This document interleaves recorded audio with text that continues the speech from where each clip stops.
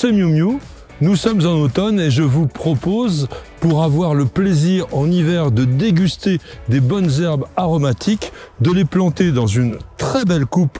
Alors, vous connaissez tous le romarin qui au printemps nous fera de magnifiques petites fleurs bleues.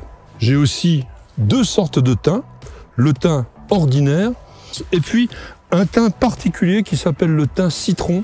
Et voici la sarriette vivace qui a un parfum qui ressemble un petit peu au thym mais beaucoup plus sauvage dans son esprit. Thanellichrysum, c'est-à-dire une plante de la famille des immortels dont l'odeur est véritablement celle du curry.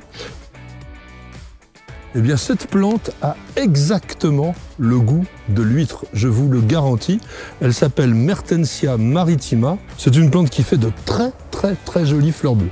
Et nous allons terminer avec le dessert, et ici, la plante à sucre des Aztèques. On va la placer derrière certains arbustes un petit peu plus denses pour qu'elle soit protégée du froid. J'ai choisi cette belle coupe parce qu'elle est volumineuse. On va commencer par obstruer le trou de drainage en plaçant à l'intérieur de notre coupe un tesson de poterie. Nous allons mettre pratiquement tout ce sac de billes d'argile. La couche drainante va empêcher aux racines de traverser. Et maintenant, dépotage. Alors, on retourne la plante et on va appuyer sur le pot comme ça pour désolidariser la motte. Je vais éplucher les racines. Faut pas qu'elles se tire-bouchonnent. Un petit massif ici. On va commencer à combler avec le terreau de manière à remonter le niveau pour que nos petites plantes puissent être mises bien en place. Je vais mettre un peu de couleur avec des piments d'ornement et on va les associer avec le thym. Ici, le thym citron.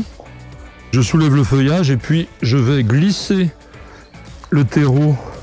Il ne faut surtout pas laisser de vide parce que toutes les poches d'air vont entraîner le dessèchement des racines.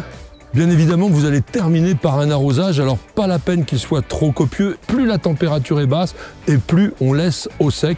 Bien sûr, pendant toute la période de repos végétatif, on ne nourrit pas les plantes. En revanche, dès le redémarrage de la végétation, apporter un produit de nutrition spécial pour plantes en pot. Regardez comme c'est mignon et ça, vous allez en avoir pour tout l'hiver. Avec Patrick le jardinage, c'est didactique. Alors rendez-vous dans un mois pour de nouveaux conseils pratiques.